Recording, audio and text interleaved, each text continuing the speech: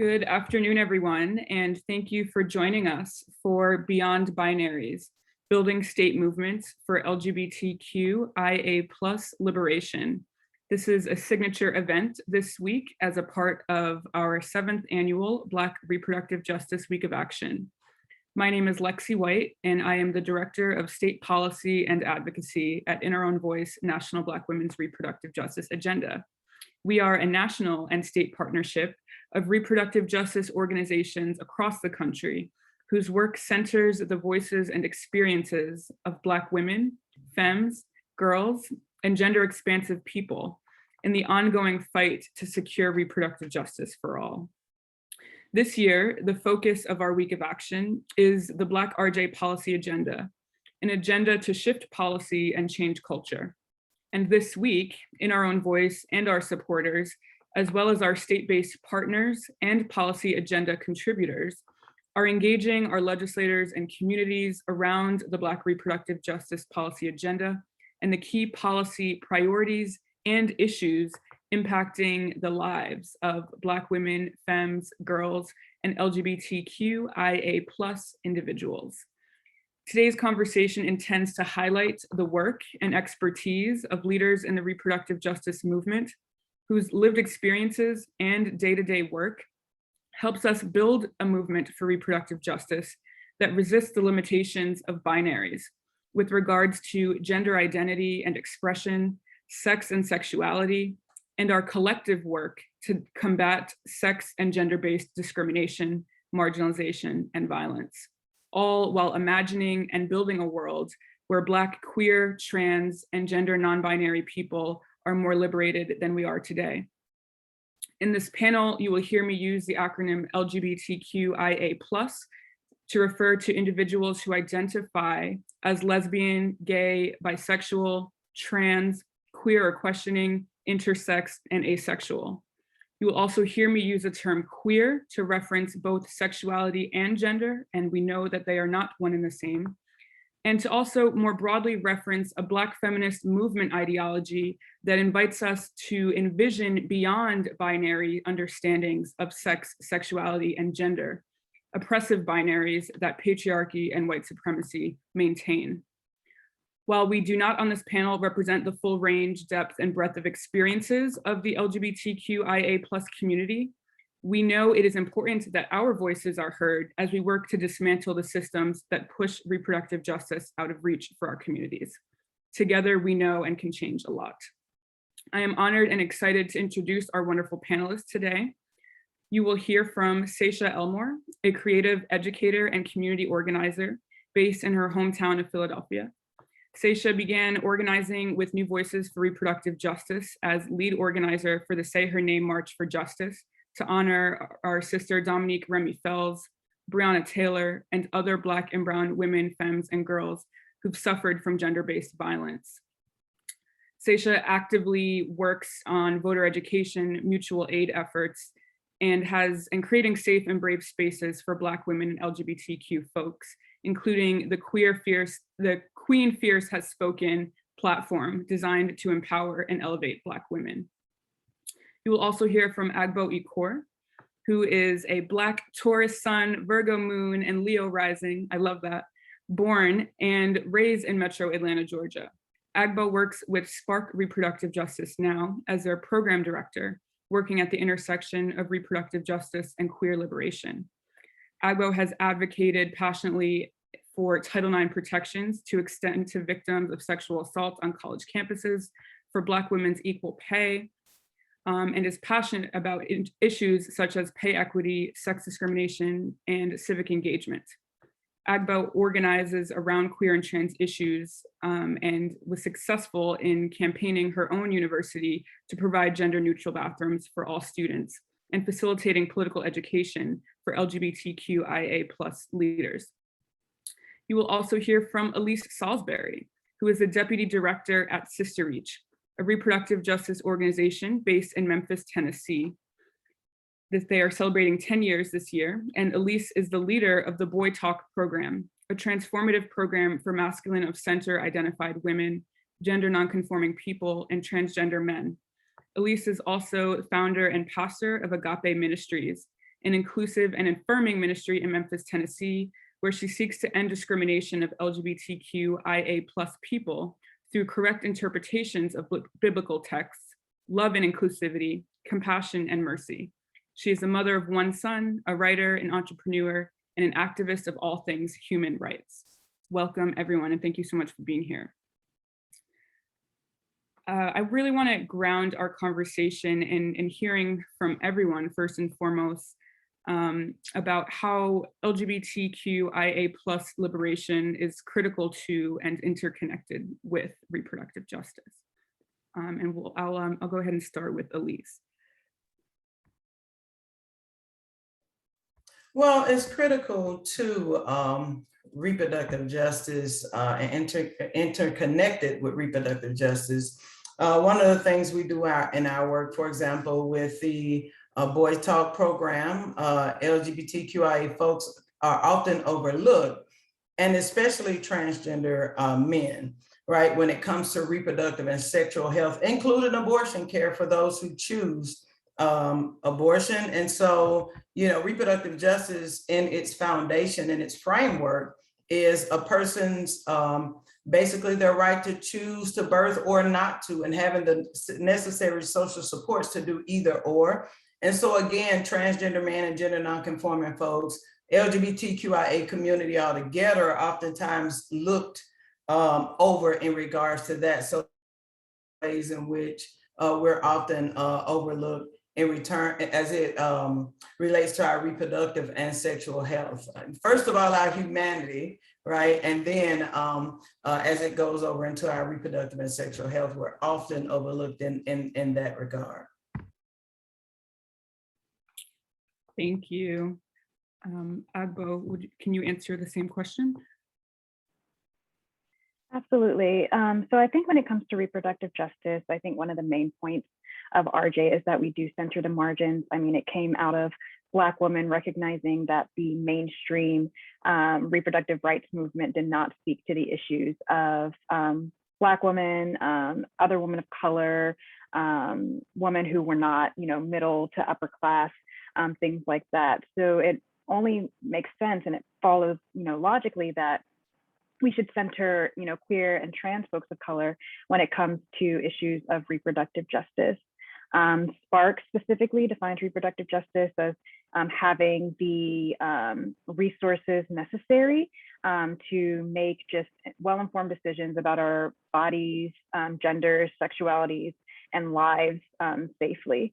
So going off that definition of reproductive justice, we can see that, you know, it really encompasses just that choice to be able to, you know, make those decisions about how we live our lives, how we express our gender, how we express our sexuality. We know that queer and trans folks are disproportionately impacted by harmful reproductive health policies. We know that queer and trans folks are disproportionately impacted by just harmful policies in general. So it's very important that we center those voices in reproductive justice spaces, because otherwise, you know, we can't really say that we're fighting, you know, for liberation or for the, you know, for, you know, quote unquote justice, unless we're centering those who are most marginalized. Thank you, Agbo. And Céshia, can you speak to the ways that LGBTQIA+ liberation is critical to and interconnected with reproductive justice? Absolutely, Lexi. We all know that reproductive justice is defined as our human right to have full autonomy over our bodies, gender, sexuality, work, reproduction, and family formation. But when gender identity does not align with the birth assigned gender, LGBTQI+ people face disproportionate levels of discrimination and do not have universal civil rights and protections across this country. We are just as deserving of the same level of care and comparable rights when it comes to health care for our physical bodies. And we deserve practitioners who are knowledgeable about folks in the community that can treat without implicit bias. We are just as worthy as any of our white or cis counterparts, and somehow identifying with the LGBTQ+ community has equated to being subjected to subpar treatment and service. And if we don't make noise about it, it'll never change. Thank you.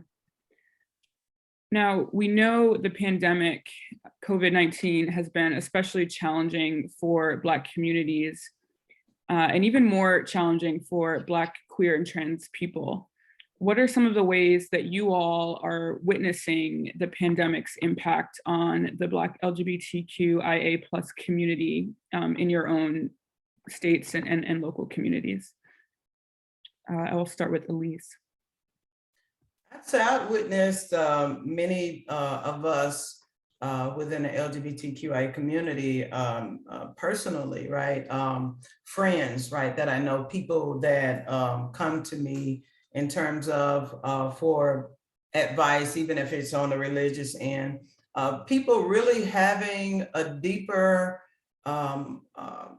being forced into silo, right? Further into silo of dealing with their mental health issues, right? Those things are escalating for those who have mental health issues. Within the past, I would say 48 hours, I've observed a friend really who has mental health issues really go further into the darkness as it relates to their form of the issue that they deal with. And that it forces us further into in silo, right? The substance abuse, alcohol use has increased among those who I've witnessed in my community of folks that I minister to and hang around, where those things have increased because, again, being forced into being alone through the pandemic, right?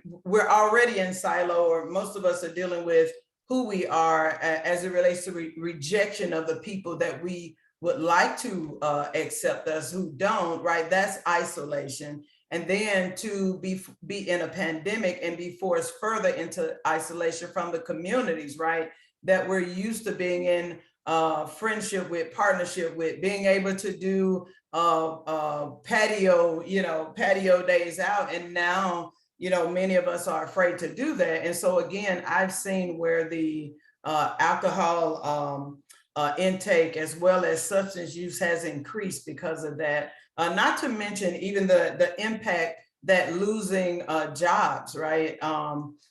Losing jobs and even finances has helped to increase those things in a pandemic also. So yeah, just an escalation of all the things that we were already experiencing prior to, but making those things even more present, right? And making some of the issues that people personally suffer from even worse.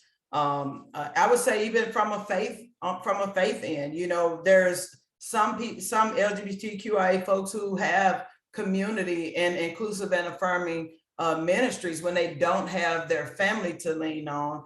And now, right, we're all forced to be home or again to be alone more. And so, yeah, even an increase in suicide rates in LGBTQIA people. So those are the things that I've personally witnessed since the beginning of the pandemic. Thank you, Elise, for sharing.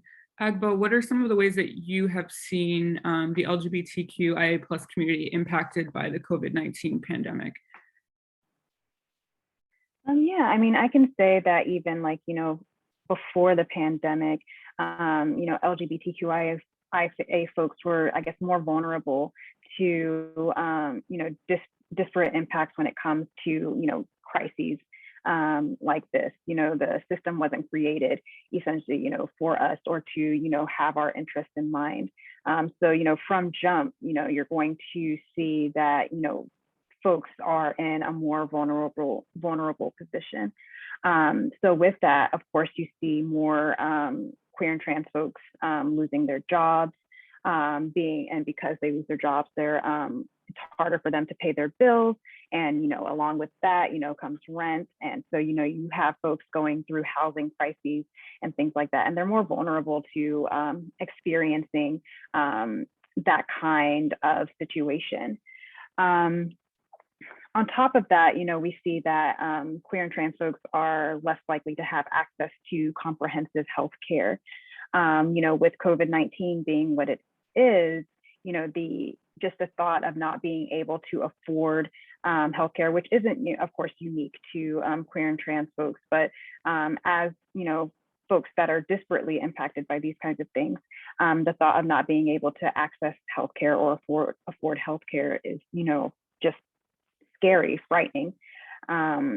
So we see that, they're less likely to be able to, go to the doctor or, be treated for, any, COVID or any other ailment they might have. But I will also say that just as we've seen sort of these disparate impacts to queer and trans folks and, being just negatively impacted by the pandemic because the system wasn't created, for us, that recognition also brings out a lot of just community, aid to each other. We saw specifically in Atlanta, a lot of the great mutual aid work that was happening was led by Black, queer, and trans folks. They were the ones taking care of one another when the system failed to take care of them. So I think just as, we experienced just all of these negative outcomes, I think it was also an opportunity, a situation where queer and trans folks were able to take care of one another, and not that that should be the case at all. But I think it's really, really great how Black, queer, and trans folks are leading the work to make sure that the communities are being taken care of. Thank you, Agbo. And Céshia, what are some of the ways you've witnessed COVID-19 impacting your community, in Philadelphia?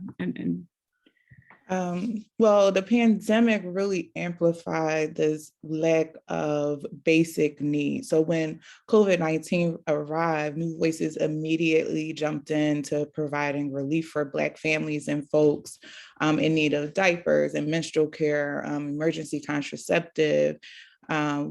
We shouldn't have to choose between buying tampons and buying food, or buying diapers and having transportation to work. Folks are really struggling with basic necessities because of systems that cause discrimination. So being intersectional, a woman and or Black and or LGBTQIA+ automatically assigns a person to that struggle in a very white patriarchal society.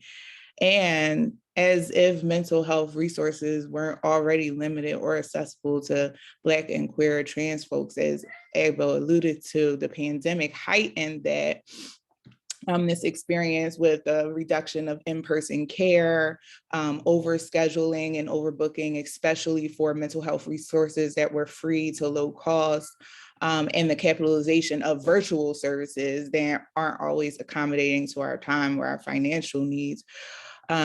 There are people in my own personal network, just like Elise was saying, that really struggle with their mental health during this time. And we had to find ways to be there for each other. So encourage healthy coping skills amongst our peers and share comparable resources whenever possible. Thank you, Céshia, for highlighting that. I want us to switch gears a little bit to the policy landscape that we're currently navigating. Now, in the aftermath of the many attacks on our human rights that we saw in under the previous administration, it's important to note that we've still been seeing a massive wave of anti-LGBTQIA+ liberation introduced at the state level, particularly aimed at trans and gender expansive folks. Two of your organizations represented here today are located in the Deep South. The other New Voices is in the Rust Belt region in Pennsylvania and Ohio. Can you all talk a little bit about the legislative landscape of your states and what's at stake when it comes to some of the policy issues that are impacting Black, queer, and trans folks? I'm actually going to start with Agbo for this question. Absolutely. And I guess just a little background, I'm based in Atlanta. So Georgia has seen a few of these bills introduced to basically, further marginalize trans kids, gender expansive kids. We've seen bills being introduced to ban trans kids from playing sports in school, which is, ridiculous. All like the studies and findings show that, trans kids playing the sports that align with their gender and on the team that align with their gender has like no impact on, I guess, the outcomes of, other players on their team or on the opposing team. And we've also seen bills being introduced to ban healthcare providers from providing gender affirming care to trans kids as well, which is ridiculous. I think it's, targeting children, which is, terrible at that. But, we're in the middle of a pandemic, and this is, what they're prioritizing to further marginalize trans folks and gender expansive folks. So we've seen those bills introduced. We've seen the conversations being had in committee hearings that are terrible, that are full of just lies, stigma, just misinformation about, the issue in order to, push this or this transphobic agenda, rather. As we respond to these bills, we know that even though it didn't gain much traction in Georgia this session, even though it did get a committee hearing and almost to a floor vote, we know that this coming year that this is something we're definitely going to have to be concerned about, particularly the anti-trans sports bills. So of course, we're, doing advocacy against those bills. Definitely encourage folks to get looped in to your local organizations. If you live in Georgia, please get looped into Spark because we are actively combating those bills. We're hoping that, as we've seen these bills be introduced nationally, because of course this is a deliberate, concerted effort to further marginalize trans folks across the nation, as we see with, other bills like, abortion bans and things like that. I hope that you can, find in your communities ways to address just like this very, very harmful legislation. And then on top of that, of course, as we respond to these very, very just harmful bills, we also recognize that, we can't always be on the defense, even though that's just the situation we find ourselves in a lot of the time being in Georgia, right? So we're also trying to, implement more positive legislation. We're trying to ease the name and gender marker change process in Georgia. We're trying to make it so that folks don't have to pay these exorbitant prices and, out themselves consistently in order to change their name and gender marker. And, of course, that being something, having your actual name and gender identity affirmed on, your state issued IDs, it's an issue of course, affirmation, but safety as well. So just as we're seeing these harmful bills being introduced and we have to, fight against them, we also, hope that we can continue the advocacy around more positive bills to, make life a bit better for queer folks, trans folks, gender expansive folks in Georgia, but, ultimately everywhere. Awesome. Thank you, Agbo. I'm going to go back to Céshia with regards to Pennsylvania, Ohio, and even Philadelphia, just locally. What do you see in the policy landscape and as some of the key policy issue priorities for queer and trans communities? Yes, thanks, Lexi. Well, in 2019, 4.1% of adults in PA identified as LGBTQI+, and 27% of adults who were over the age of 25 were raising children in PA are also LGBTQI+. So in 2020, out of the total state population of people ages 13 and up, 490,000 Pennsylvanians identify as part of the community. Yet Pennsylvania is the only state in the Northeast that lacks a codified anti-discrimination protections based on sexual orientation or gender identity. Back in November of 2020, the Supreme Court heard Fulton versus the City of Philadelphia that could allow private agencies that receive taxpayer funding to provide government services such as foster care providers, food banks, homeless shelters, and more to deny services to people who are LGBTQ+. This case, it goes all the way back to 2018, where the City of Philadelphia learned that 2 of the agencies it hired to provide foster care services to children in this city's care would not accept same-sex couples as foster parents based on their religious objections. So not only are Black queer families discriminated against in Pennsylvania on many grounds, Black queer and trans youth continue to experience disproportionate barriers to housing and safety at school, as well as barriers to comprehensive and affirming sexual health education in public schools. So comprehensive sex education is something that New Voices is currently pushing for in PA. Schools here are not required to teach sex education. Representatives Frankel and Benham in Allegheny County and Kenyatta and Sims in Philadelphia are making a push for the Fairness Act, which is a companion bill to Pennsylvania's Human Relations Act, and adding gender identity and expression and sexual orientation protection from discrimination, which is the same act which offers protection from discrimination based on race, color, religion, ancestry, age, sex, national origin, and disability. So the Fairness Act was reintroduced back in June, and Governor Wolf, our governor, is in support of it. So we'll see what happens. Also, the legislation, now amicus brief on abortion access through Medicaid coverage impacts the health of LGBTQ folks. And we all know how tumultuous this is across the country right now, especially with what's happening in Texas, that these laws disproportionately impacts LGBTQ and people of color. So there's definitely just a lot of work to be done, period. Absolutely. Thank you for that comprehensive overview, Céshia. And we're gonna plug to make sure everyone knows how they can get involved at the end. But thank you for that really awesome overview of the landscape.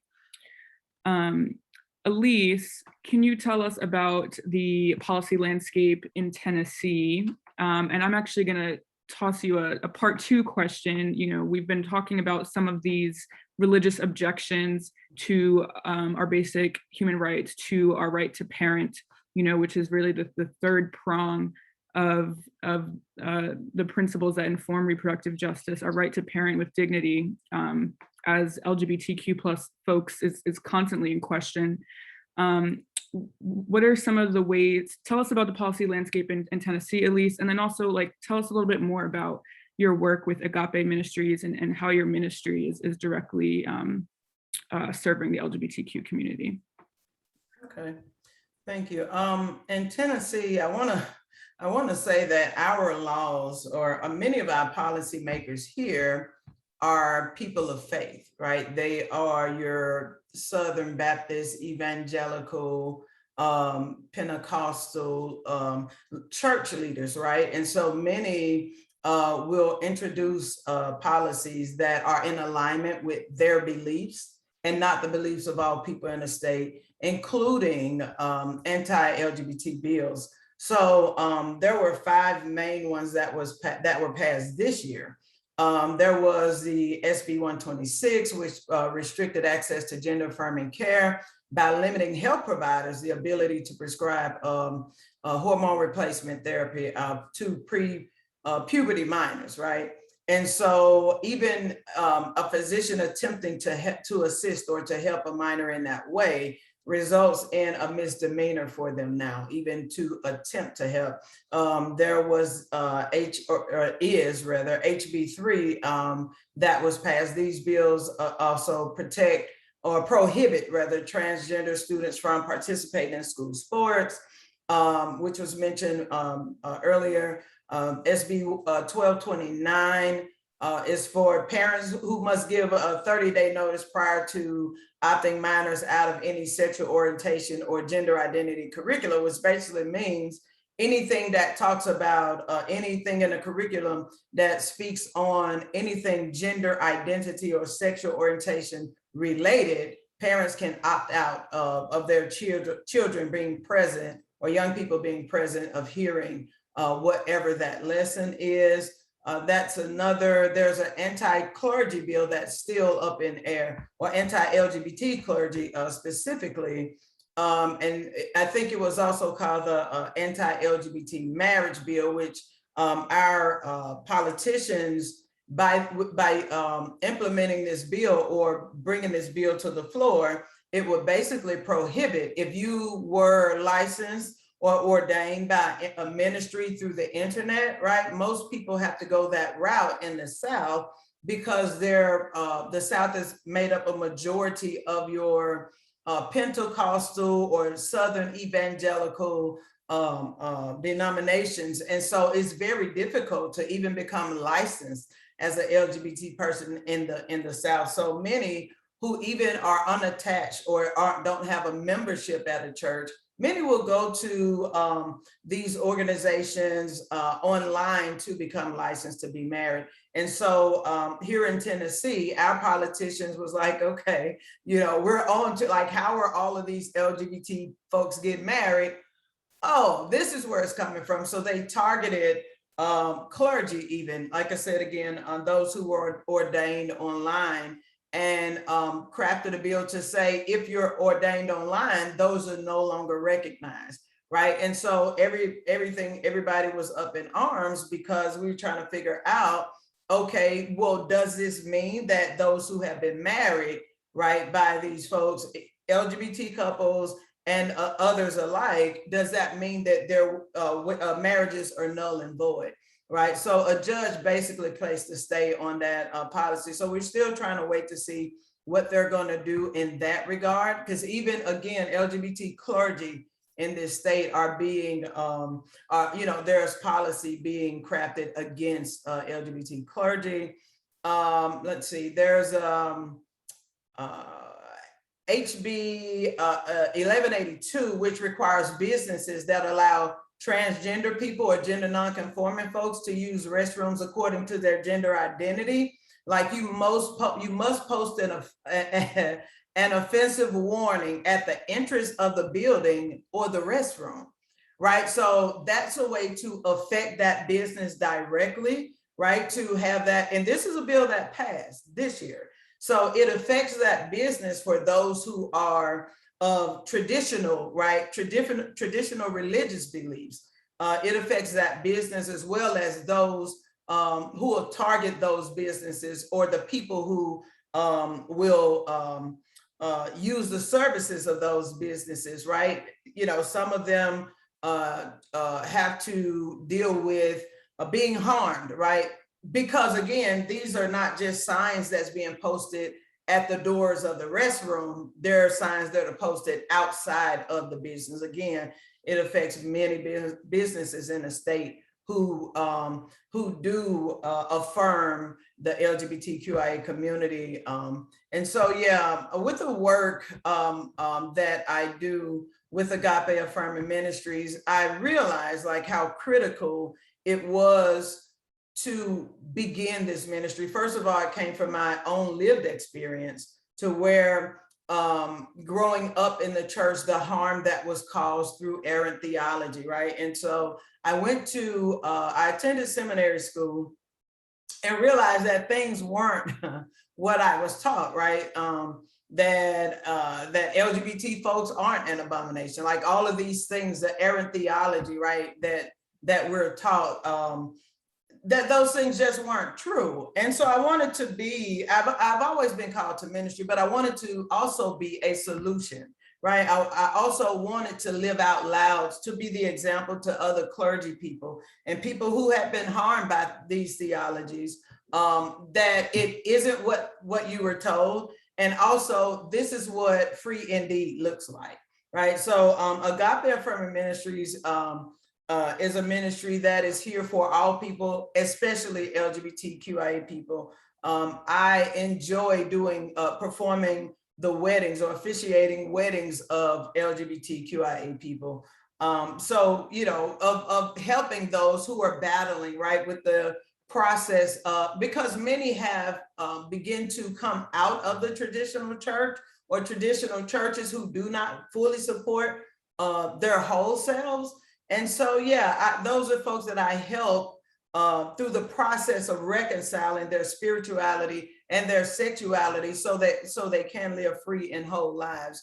And as far as SisterReach, the work that we do, during our Black Folks Down the Hill, for example, we had clergy folks, we had Black folks down the hill, and then we had Black clergy down the hill. Well, both days we had the policies as they are, the bills that were on the floor, right, to be considered. And we had the community as well as folks who are in the church and otherwise to attend our Black Folks Down the Hill and Black clergy down the hill, where we got to talk directly to those who represent us senators, you know, representatives. We got to talk to them. This year it was virtual, right? And so we got to talk to them to address our concerns about the bills and how they intended on voting as representations of all of us in this state, and not just their own personal belief. Now, I will say that even those who identify, right, as Democrats, some of them, very few of them, but they do have a traditional belief, right? And then at least one, maybe two, turned around and voted against the LGBT community. So, you know, making these politicians aware that we see you and holding them accountable, right? Holding their hands and their feet to the fire to do the very thing that they say they would do. And that is to support all of the community, and not only based on their beliefs. Because again, we know that in the state of Tennessee, that we're a red state and that Democrats are outnumbered here in terms of our representation, but also talking to the other side, right? Talking to those who don't agree with my theology or the theology of others who were on that call, and those who don't acknowledge theology, right? Because America is not a theocratic nation, right? It's supposed to be a nation that's for all people. And so helping them, and I know it'll take more for some, because when you have doctrine etched in your mind as the truth that we all should live by, it's difficult coming from that, but helping them to see that if you're gonna represent a state, you have to represent everybody in the state and not just the people that are in your county, right? Or not just the people that are in your city. You have to acknowledge that, you know, though, you know, the county that I live in, Shelby County, is predominantly African-American. And so even in that regard, if we just stop at Black, right, it is probably the biggest county in this state. And so helping them to understand, having 700,000 people in Memphis versus having 12,000 in your county, you have to be more open in your thinking to how you vote, because you're voting not just for your constituents, but your constituents on the state level become all of us. And so at SisterReach, you know, we push back in a way that we're people of faith too, right? Some of us are, not everyone, but some of us are. And we speak for all people in our state, you know, not just from our own perspective, but we speak for all people, also helping the others on the other side, right? That's opposite of our understanding, to at least having a respectful conversation to it, let them see where we're coming from and why we're asking for the things, and being clear that at this point, we should no longer still be asking or begging for human rights, for basic human rights. And so that's just a little bit of our work while we're supporting our community in Boy Talk.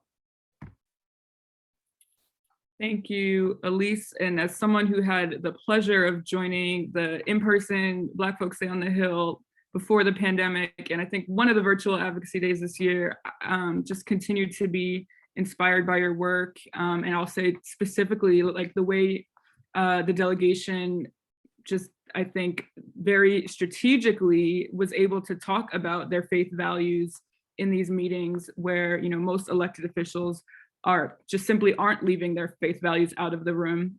To be able to bring your faith values into a conversation about reproductive justice was really, really powerful. Thank you. How can folks get involved, Elise? And I'm gonna ask everyone to share a little bit about how folks can take action and get involved to support the initiatives that your organization are leading. We'll start with you, Elise. Okay, I would say to contact us. You can, to get more information, you can go to our website. You can give us a call at our office, which is 901-614-9906. We're looking for volunteers. When you see the signups for the different programming that we offer, you know, sign up to attend Black Folks Down the Hill, sign up to support Black clergy down the hill or clergy down the hill, you know, and do it in a way where we allow you space to lift up your voice and your concerns from your perspective. You know, so I believe that due to COVID, we may be, I hope we're able to go in person, right, to the Capitol, but we may be virtual. But regardless of which platform we take, call us, email us, come see us, stop by the office if you're in the city. We'll be glad to sit down and have conversations, as you know, with those who are in our community who don't know how to lift up their voice and be heard. You can come and do that through SisterReach and at SisterReach. Thank you. Thank you. Céshia, what are some of the ways that people can get mobilized to combat these attacks, and what are some initiatives your organization is leading to support the human rights of LGBTQ folks? How can folks get involved? So our work includes raising awareness and mobilizing communities around violence targeting Black trans women. In Philadelphia, the Say Her Name March we began back in June of 2020 after the horrific murder of a beloved member of the Philadelphia trans community, Dominique Remy Fells. This was the start of my organizing work, actually. Remy was one of many Black trans women who was slain by lethal gender-based violence. This disparity deserves light, attention, and mobilization across the country, as one Black trans woman murder is one too many. The same way that all lives don't matter until Black lives matter is how Black lives don't matter until all Black lives matter. And so our Say Her Name movement is for Black women, femmes, and girls, and gender expansive folks who have been targeted by lethal gender-based and state-sanctioned violence. We have to win justice for Remy and her family through the criminal case, which is happening now first, and advance our local policy that protects Black trans women specifically. As far as getting involved, we want you to make New Voices your political home. Mobilize with us as we fight on the front lines for the protection that we all deserve. You can connect with us by signing up for our updates at bit.ly New Voices sign up. Share our content via our social media. We're at New Voices RJ on Instagram and Twitter. That just broadens the scope of our work. You can volunteer with us, touch the community that you're a part of, and you can also text us at 267-710-8319 to receive alerts and opportunities to engage with New Voices. Thank you so much, Céshia. Shout out to the New Voices team. Philly was my home for about 10 years, and just continue to send so much love, and really amazed by the work that y'all have been able to do with the Say Her Name March efforts, and just continuing to mobilize against gender-based violence. Thank you, Lexi. Agbo, in your mind, what are some ways that people can get mobilized to combat these attacks on the LGBTQ plus community? And what are some initiatives your organization is leading to protect the human rights, our human rights, and how can folks get involved? Absolutely. So I think it definitely starts with like a recognition that these are like institutional and structural issues, you know, transphobia, cissexism, homophobia, heterosexism, those are, you know, structural systemic issues that we need to dismantle in order to achieve the liberation that we want to achieve. If you want to, you know, combat, you know, some of these systems and, you know, to the extent that we can through legislation and through civic engagement, please connect with Spark Reproductive Justice Now in Atlanta. We have a couple of just initiatives that we have going on to basically uplift, you know, the voices of our base.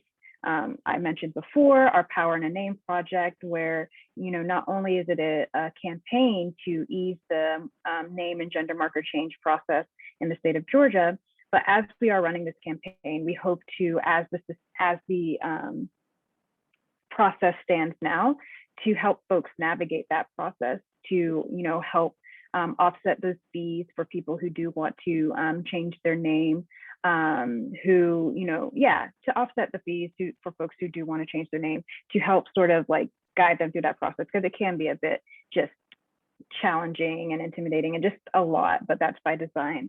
Right. Also, we have our LIGHT Fellowship, our Leading Initiatives for Trans Equity Fellowship.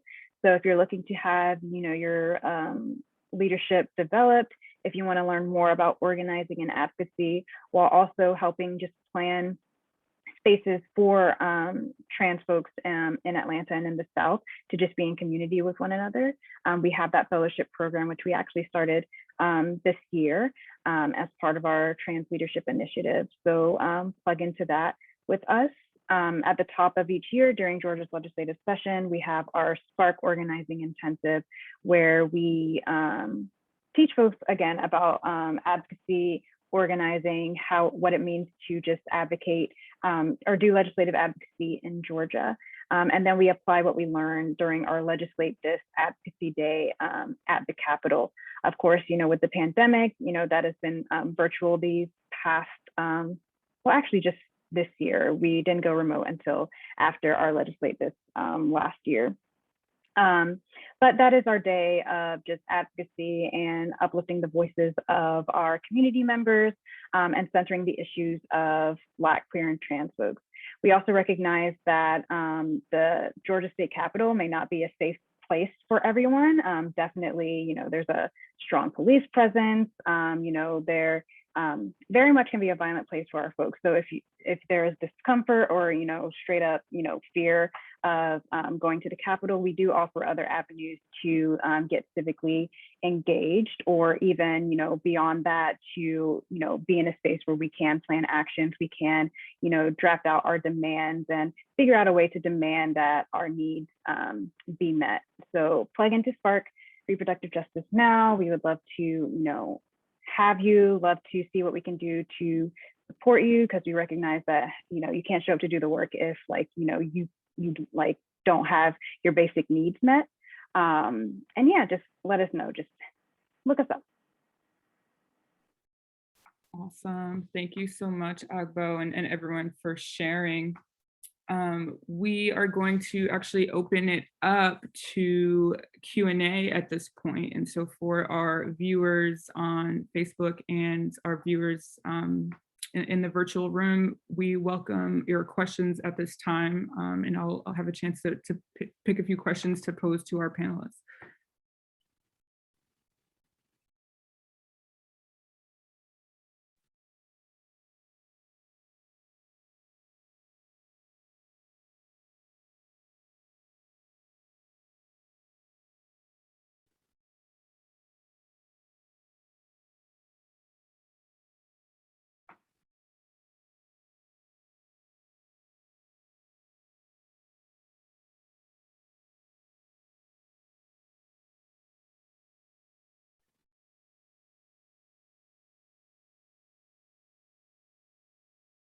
Not seeing any yet. So I'm going to keep the conversation going until we, unless and until we get another question. Lexi, I believe there's a question in the chat. Sorry, I didn't mean to cut you off. Thank you. Awesome. Okay, this is an important one, and an issue that also shows up in our policy agenda. What work can be done to support queer unhoused youth? And I wonder if anyone can speak to that from your state work.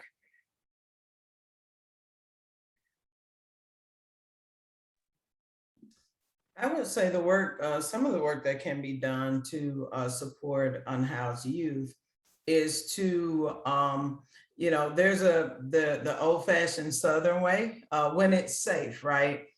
Sometimes we have to open those doors of our own places, right? Sometimes when it's safe, when you're able to do that. Other times, we have an organization here that houses the youth.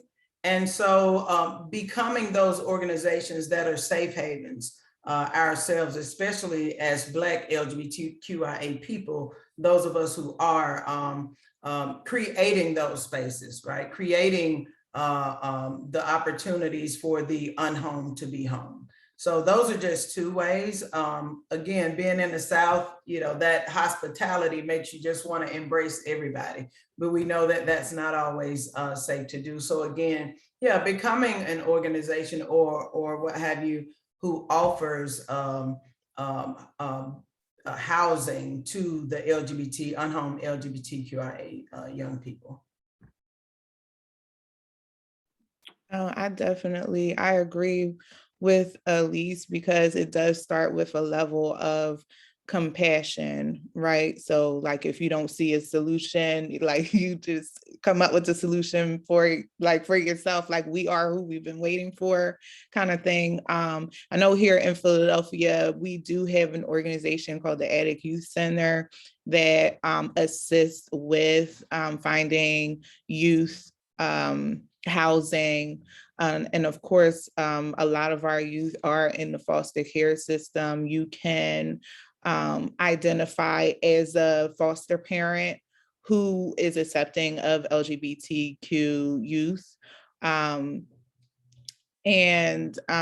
just connecting with I know a lot of this, I have my own personal gripes with the system, right? Especially foster care, but you just have to be part of the solution. So it's really about tapping into networks that are already there, but having that level of compassion yourself to do that, or to open up on your own.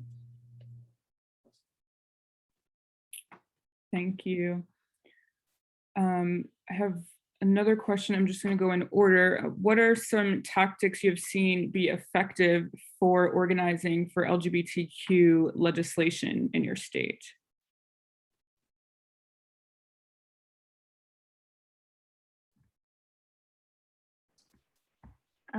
I have seen, I guess, the more people that, come out, the better. And I'm speaking like very much hesitantly because, I am in Georgia, so our victories are sort of like few and far in between. But what I feel like just generally is effective is having, the most people make the most noise, really, making sure that, our issues can't be ignored, or that our positions around specific legislation can't be ignored, and drawing attention to the issue. I feel like politicians or legislators are influenced a lot just by like public pressure. So bringing out as much people, making as much noise as you can, I feel like that can and is sometimes can be really, really effective. And I just wanted to jump in and say that it helps when you are on both sides of the coin. So something that I really admire about New Voices is that not only are we physically out in the streets, but we're also advocating for a policy. Like, we're also collaborating with other organizations to write these bills and policies and advocate for laws to be passed in the states that we serve. So it's both sides, like get out in the streets and make that noise, but also like get that seat at the table too. So I'd say for SisterReach, one of the things that have been effective for us is showing up, right, and testifying before the Judiciary Committee. It's again our Black folks down the hill where, you know, it's free. You know, if you whether we're going there in person or doing it virtually, you know, for folks to be present. It's funny each year when well, this year it was virtual, but when we go, right, and they see the number of Black faces, like you can tell that we're not always at the Capitol as far as Black people, right? They're always surprised when they see us. And even our own representatives are excited, right, when they see so many of us becoming engaging, right, or engaging and talking to politicians and our representatives at the Capitol. So, you know, showing up, those are ways of voter engagement, making sure, right, checking in with your circle. For those who choose to vote, the voter engagement is critical in changing these policies and getting the representatives that we need to fully represent us, especially as Black people. So those are ways that we have seen, you know, getting folks registered to vote, encouraging folks to register to vote and to vote, right? We know the lines are long. We know right now in our state, they're making it more difficult to vote, but we have to show up and we have to be able to, you know, to stick and to stay and make sure that we change the faces of those who represent us. So those are just a few ways that we have been successful at SisterReach in that regard. Thank you. Another question we have is, what work can be done to add LGBTQIA voices to parental and birthing healthcare conversations? What are the conversations that need to be had or added?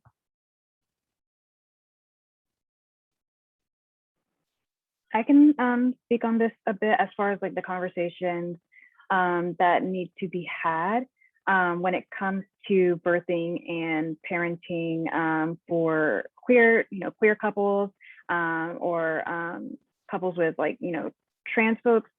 It often comes at like a huge cost. Like in order to go through some of like this, I guess they call it like assisted conception or assisted reproductive technologies, it's prohibitively expensive, like 10 to 12 grand per like IVF cycle expensive. So I think the conversations that need to be had include, you know, how do we have like our insurance, you know, our health insurance providers, if, you know, we have, you know, access to health insurance to cover, you know, some of those costs. So, you know, queer families can be, you know, created in sort of, I guess, equal circumstances as cishet families. So I think that's a conversation that needs to be had. And I think just doing work to just normalize different, you know, familial structures. I think, you know, we're used to just like the family, like the traditional family structure of mom, dad, you know, 2.5 kids, a dog, and a picket white fence. But as we normalize other familial structures, like, you know, with grandmothers being the head of the household, or, you know, older siblings taking care of their younger siblings, you know, normalizing those family structures, because we recognize that there is privilege in a certain kind of family structure in our state and this country in general. I think that goes a long way in like ensuring that, you know, more of our needs are met and that we are having those conversations around what does LGBTQIA, you know, family creation, birthing, parenting look like?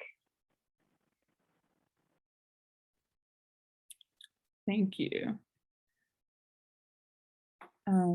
Well, with that said, we are close to the end of the hour, so I want to give everyone one final chance to plug your social media handles where folks can follow you online or on social media.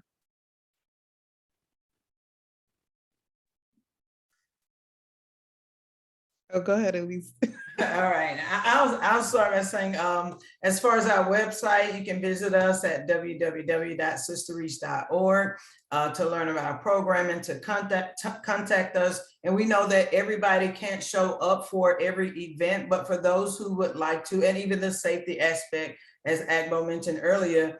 And so you can go to our website to donate, right, to the work that we do. Support Black organizations, support Black reproductive justice organizations. Can I say it again? That's a preacher. Support Black RJ organizations. I promise you, we are out here doing the work.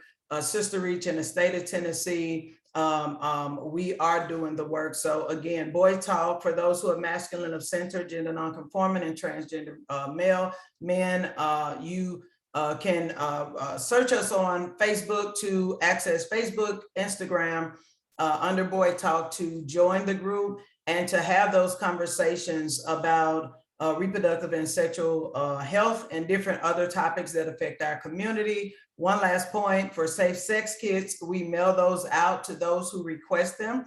And so if you'd like to have one or order them, go to our website also, and you will see the link there to where you can order your safe sex kit. Thank you. Thank you. So I mentioned earlier that we would love for you to make New Voices your political home. If you feel so moved today about anything that we were talking about that affects your community, the LGBTQI+ community, please connect with us. You can use our sign up form. We have an online sign up for, which is a bit.ly, it's bit.ly/New Voices sign up. And you can also text us, and we text right back, 267-710-8319. Our website is newvoicesrj.org. You can also follow us on Instagram and Twitter at New Voices RJ. And we are also on Facebook at New Voices Philadelphia, Pittsburgh, or Cleveland. Thank you. And Agbo? Yeah, for Spark, you can definitely follow us on our socials. Our Instagram and Twitter is at SparkRJ now.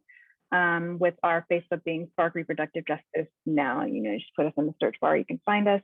Website, sparkrj.org. So you can definitely look us up that way, see what events we have going on, see the different things we're uplifting. I would definitely recommend checking out our Instagram if you want to stay the most involved. That's where we're a bit more active, and you'll see most of the things we have going on within the organization.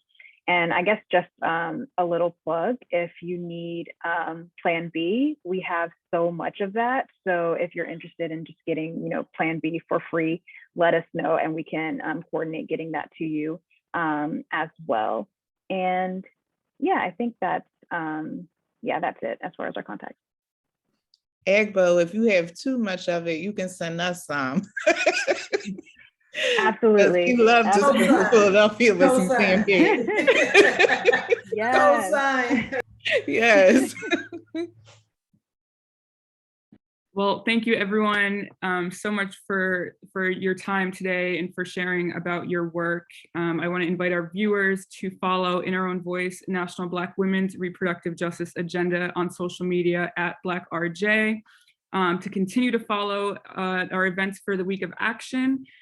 Visit blackrj.org/RJWOA, that stands for Week of Action 21, and also check out our policy agenda. A number of the issues we talked about today are included in the Black RJ policy agenda, and we want to make sure that you have the information that you need to talk to your legislators about some important solutions. So please check out our Black RJ policy agenda online, and we thank you for being with us today. Take care. Thank you. Thank you.